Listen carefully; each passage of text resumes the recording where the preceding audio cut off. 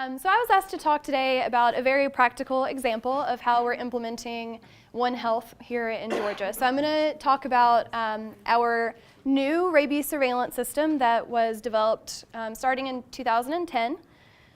And we're going to start just by talking about the history of how reporting was done prior to that and what some of the issues were, why we wanted to create a new and better system.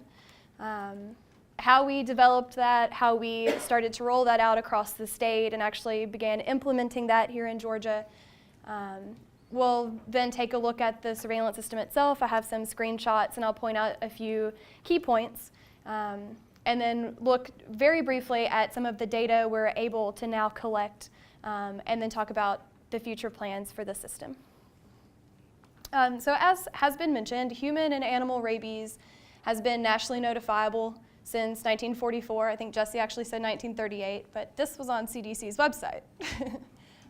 So those are nationally notifiable. Animal bites are not, but those are reportable here in Georgia. And you've seen this poster before. Both of those are listed as immediately reportable diseases. So there's a wide variety of how these reports were actually made. Back in, you can see the date on this card was 1996. I think these dated back to the 80s, maybe even before then. But these are actually two separate cards for general reportable diseases. So, a health department or whoever, a hospital, could send these cards into epidemiology to report a disease. So the top one you can see is actually for a dog. The first name is Canine. So that's actually for a dog that is suspected of having rabies. And the bottom one here is for a human that was bitten. So again, this is general notifiable disease, not specific to rabies, so it collects very little information. Then we started moving into a little better forms here. This, I think, is from sometime in this century. Again, a very general form for reporting a notifiable disease, not specific to rabies at all, so we're not able to collect much information about the incident or the animal or anything of that nature. We also have these rabies interview forms that were created. I think one has a date of 98 and one has a date of 2000. So here we are starting to look specifically at rabies. We have a little bit more information. You can see there's a little chart where you can mark where someone was bitten and whether the animal showed signs of rabies. Oops. So you have this. This was also tailored for specific hospitals. They decided that they wanted to create their own. This one is very similar, but tailored for Tift Regional. So again, you're starting to see some of the variety of all of these things that could come in different ways, different information. Nothing was really standardized. Julie mentioned that we work with the Georgia Poison Center. They field thousands of calls for us related to animal bites and rabies, and we certainly appreciate their services and their assistance with that. But so they send us a copy of their call log for each of those calls. So that comes to me at the state office and then gets distributed through the district to the local level. It takes many days. This has been coming by fax. So, and then of course, there are always the phone calls that come in and the emails that come in. So all of these different ways that we can hear about it. This can come to epidemiology, environmental health, animal control, to hospitals, to the poison center. This can come at the state level or the local level, and there was really no good central way of keeping track of all of this. If it came through epidemiology, either at a state or district level, we typically entered that into SENS, which is our statewide electronic notifiable disease surveillance system. So this is what we use for all of our reportable diseases. And because it's epidemiology, it's very patient-centered. It's centered on the person. So in addition to general demographics, we would collect a very tiny bit of information related to the animal owner. And then, again, very limited information about how the patient was treated and what happened with the animal disposition. Was it quarantined? Was it tested? Et cetera. If this came through the environmental health side, they enter it into Garrison, which is their own system, completely separate. And because it's environmental health, it's very animal-centric. So they collected very little information on the patient and how the patient was treated And again, these systems did not talk to one another at all. So often the numbers didn't match up. You know, we have really good data in terms of rabies testing. We didn't really have as good of a data for everything else. And if you're an epidemiologist or a researcher, you know that if your data isn't that great, it's really not that useful. You know, it can be dangerous to use that to make prevention or control recommendations when you're not actually seeing a complete picture of what's happening. So some of the more serious limitations of the data, again, as I mentioned, there was no centralized system to report this. So we really had no idea about the true number of animal bites that occurred across the state. Again, we had really good data and continue to have good data in terms of testing and animals that test positive. But for all of those other animal bite cases and incidents, we really had no idea. We couldn't tell you whether there were 2,000 people bitten a year or 20,000 people bitten a year. Inconsistent data elements were being reported. Again, lots of different forms coming through lots of different mechanisms. There was very little that was standardized about what we were collecting. The disease listing in SINs, so that screenshot that I showed you, it wasn't tailored to animal bites or to rabies. So again, we're not collecting some of the really important information that we need. Because we're working in different departments or different agencies, we often saw sort of silos of data and of communication. As Julie pointed out, Georgia is a home rule state. Each county does what it does. At the state level, we have really very little say in that. And so some agencies communicated better than others, as you can expect. Epidemiology and environmental health are two of the disciplines that are very involved in rabies and animal bites. Some counties did really well at communicating and sharing that data, and others didn't even know who their counterpart was. And with all of this, there's the potential for delays in collecting this information or following up on an incident and miscommunication. And as we know, rabies is fatal, and we don't want there to be any potential for delays and a missed case that we really could have stopped or we could have prevented a human death. And then finally, all of those mechanisms of reporting only recorded the initial incident. It did not tie into any of the follow-up at all. So we didn't know what happened with the person, really. Did they follow up with post-exposure prophylaxis? Did they complete the series? What happened to the animal? Did it die? Was it tested? You know, we have our test results in one place and this information in another place, none of it tied together. So there were some pretty big issues, as you can see. So back in 2010, myself and then my counterpart in environmental health, we both independently approached our SINs team to discuss building a new tool that would help us to fix some of those issues.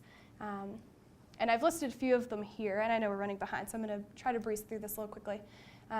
We wanted to improve communication among all of those organizations. We wanted to reduce the time that it took between reporting an animal bite and initiating an investigation, and then, of course, the time to having some resolution for what should happen. Again, with all of the faxes that came through, it often took several days for it to reach the appropriate person, and by that time, if it were a stray animal, that animal was long gone, and there was practically zero chance of catching it and being able to observe it or even to test it. We would be able to gather data in a systematic way that allows for relevant and useful analysis of trends in animal bites. As Sherry mentioned earlier, you know, epidemiology really does drive all of our prevention and control recommendations. And if we don't have good data, we don't have as good of recommendations as we could potentially have. Improved documentation of confinement and animal disposition, PEP recommendations and other treatment decisions, and then of course increased collaboration between EPI and environmental health where we have mutual interest and responsibility. So as we started to think about how we wanted to build this, we had a lot of questions. You know, who are the potential users of the system and what is their role in this whole process? You know, we have epidemiology and environmental health that are part of public health and follow up on these cases in different ways. We have the reporters, so we've got hospitals and other physicians, veterinarians, et cetera, who may be reporting these cases to us. They don't necessarily need to see the same information. If you think about HIPAA regulations, they of course, don't need to see all of the follow-up, but they need to be able to report it. So we had to think about what the different roles were and sort of who fit into those categories and how to give them access into the system. What data should we collect? Should it be required or optional? We really had to balance our need to collect information to make these recommendations with, are people actually going to do this? If you require too much and ask too much, no one's going to want to do it. They're going to get unhappy and say, this takes way too long and I hate this. So we really had to try to balance those two pieces. How can we standardize reporting while still maintaining flexibility for the various jurisdictions? So again, we wanted some standard elements. We wanted some basic information to be consistent among reports. But because each county handles things differently, we wanted to still allow for that flexibility and not necessarily change their practices, but just provide a tool to document those practices. How do we integrate data from other systems? Our public health laboratory that does our testing, that's electronic, right? Isn't there some way that we can get that information to automatically feed here and link up to incidents as they occur? The same with the Poison Center. We get those faxes of all of their calls. Is there a way that we can have that electronically feed into the system? So it really is one tool for all aspects of rabies management. How does this benefit the user? Again, if local staff don't see any benefit of this, they're not going to want to do it. They're not going to want to change what they've been doing, even if that change or what they've been doing is really ineffective or inefficient. Right? Some people don't like change. So we had to make sure that it was something that would be useful to them at a local level in addition to at the state level. And then how do we fund this? Of course, everyone needs money, so we wanted to train people in person and travel around the state. So we had to think about how we could get some money to be able to do that.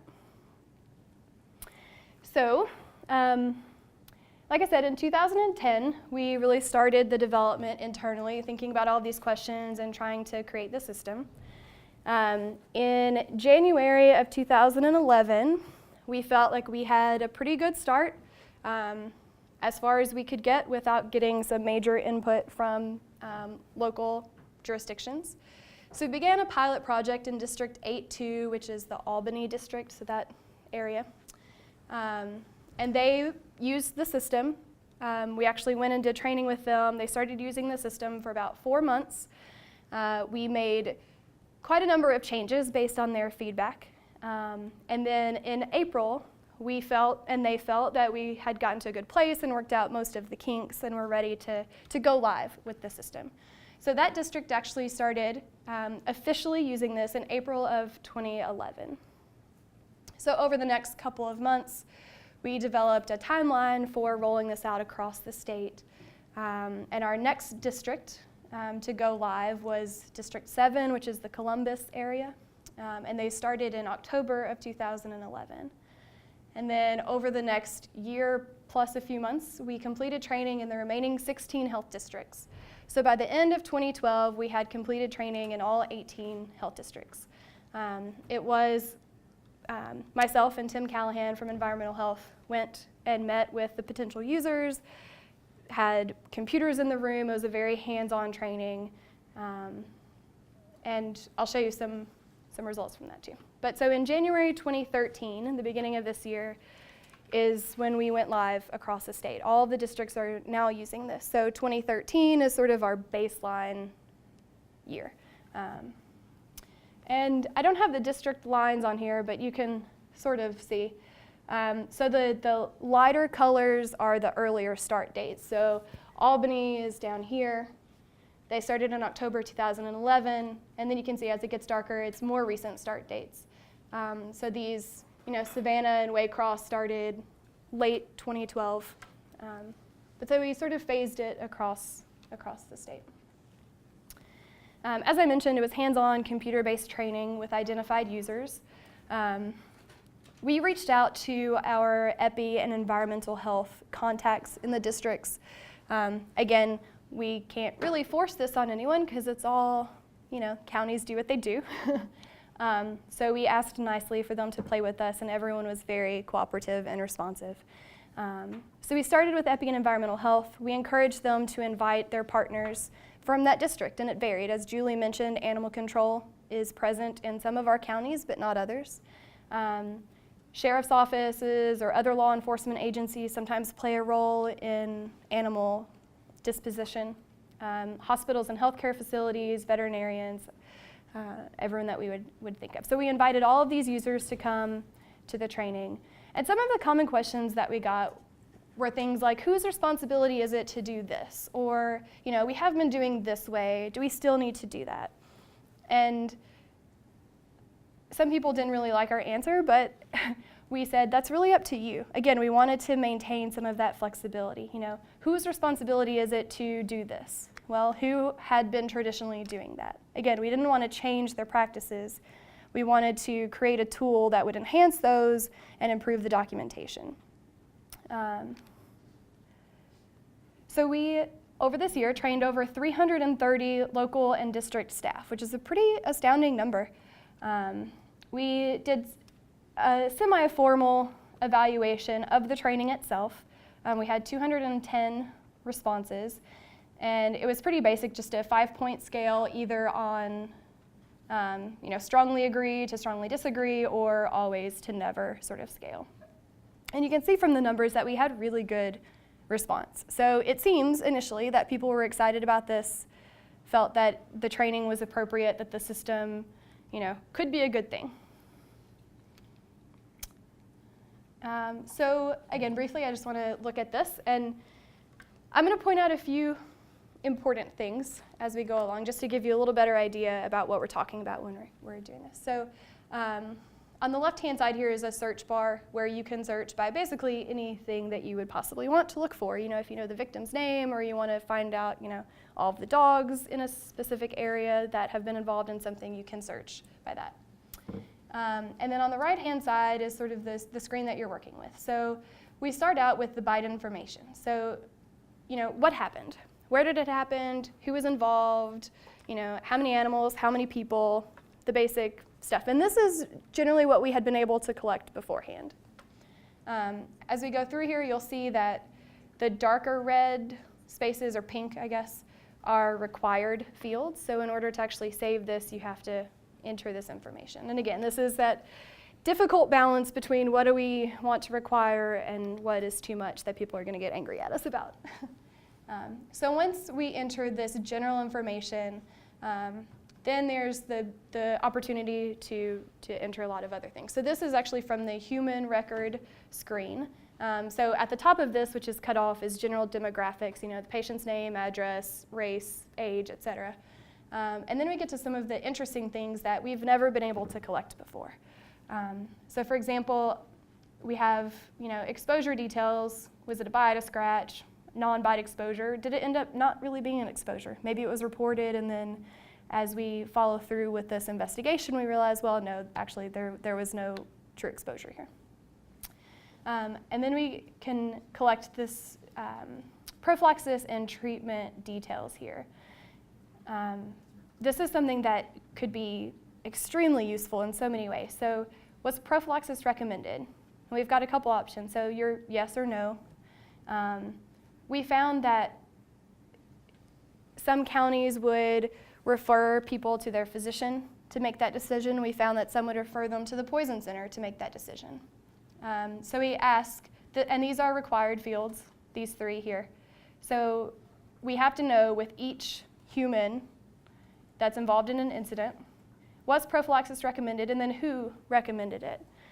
And so as Julie mentioned, these recommendations can come from all of these variety of agencies, and we really have no idea which ones they're coming from right now. So as we collect this data, we'll start to see trends and be able to better target our education to make sure that we're giving appropriate recommendations, to make sure that we're not, recommending people receive PEP when a test comes back negative, or when an animal can be quarantined instead, and making the most of our resources. And then the other fields down here are optional.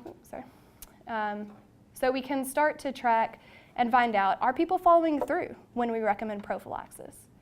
Again, these are optional fields, so it won't be collected in every case, but I'm not aware of any sort of information across the US on whether people actually follow through with prophylaxis or not. So it'll be really interesting to start to collect this and hopefully be able to inform us not only here in Georgia, but across the US. There's also a section for animal records. So you can indicate whether the animal was the attacker or the victim or both in some cases. If it's pet or livestock, there's additional information that will show up about vaccine status and veterinary and owner information. With those animals, we can confine them. So you would select an animal here from one of those that you'd entered and put some information about where you're actually confining it so we can follow up on that. There's also lab testing information. So again, if you select the animal that is being submitted for testing, all this information was previously collected, but the reason for testing, so was it a human exposure or a domestic animal? What are we sending? Where are we sending it to? You can actually print out the lab submission form directly from this.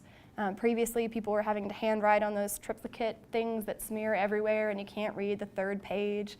So now everything can be printed from the system.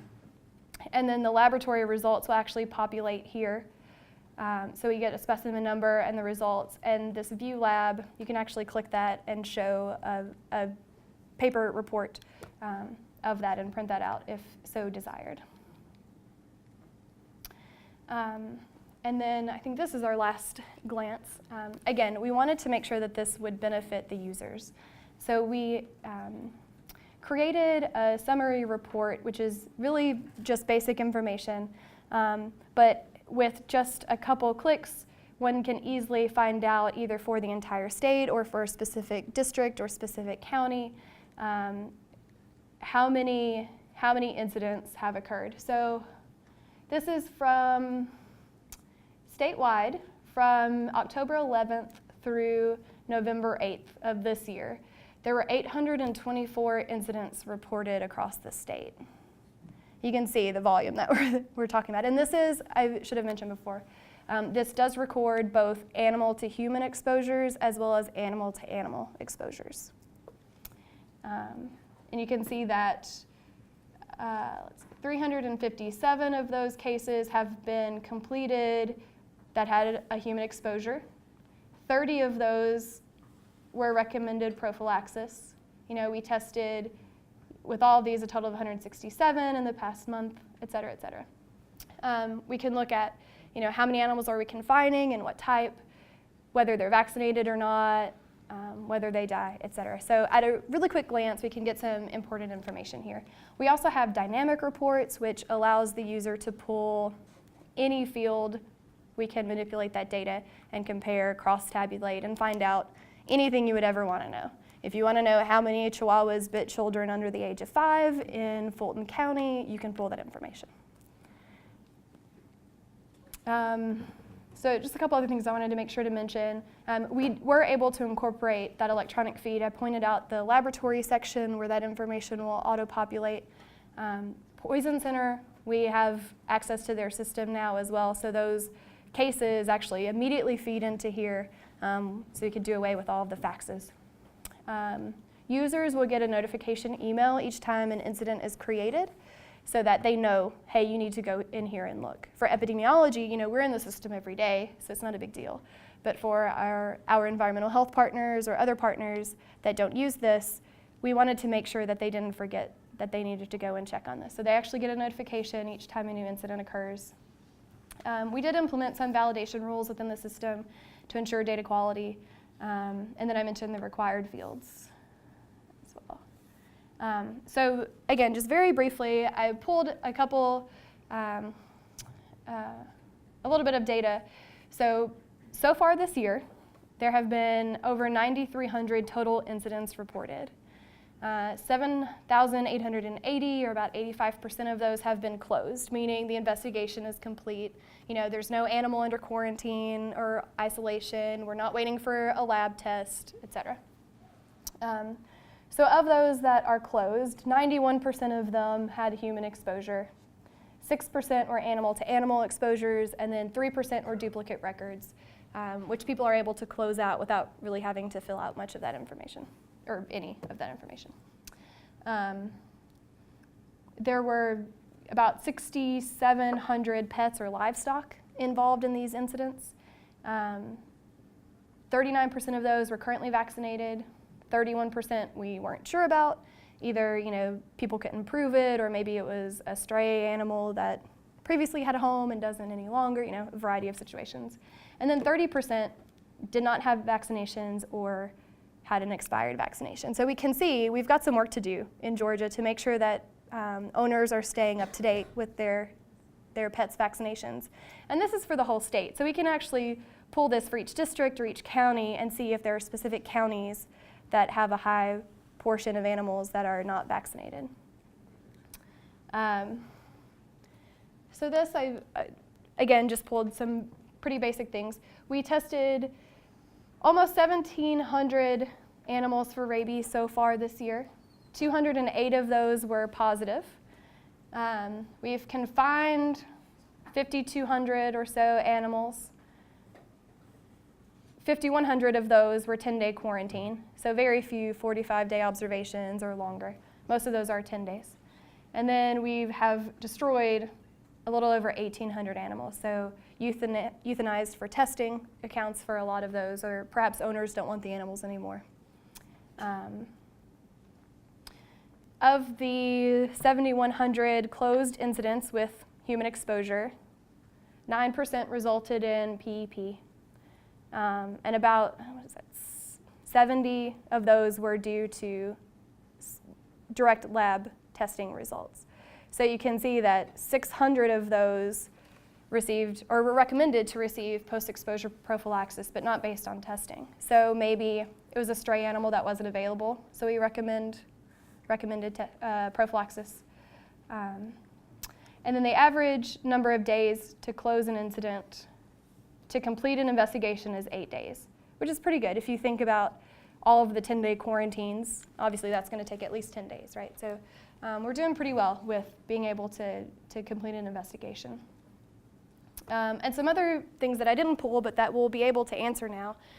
Are victims more likely to report certain types of incidents to a particular agency? Again, this can help us tailor our education and our messages to those agencies and to the general public. Who's giving recommendations for PEP to the victim? Is it, physicians, public health employees, et cetera?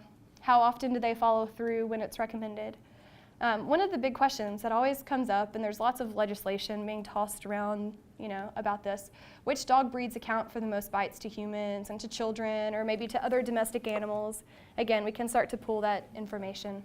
And then there is a potential to look at the economic impacts of animal bites. So if we are collecting information on how many animals are being confined, that takes county resources. If there's a confinement facility, a kennel, or something like that, we can look at that and hopefully get some more money for these things. And then also PEP, how much of an economic burden is that for our state? And then finally, where are we going from here? I mentioned that we did an evaluation of the training itself. We want to do a similar survey of user satisfaction now that the state has been using it for several months. And we're hoping to complete that by the end of this year. We still have some revisions to the module to improve user satisfaction and ease. We've identified some of those, and I think some of them will come out of the survey as well.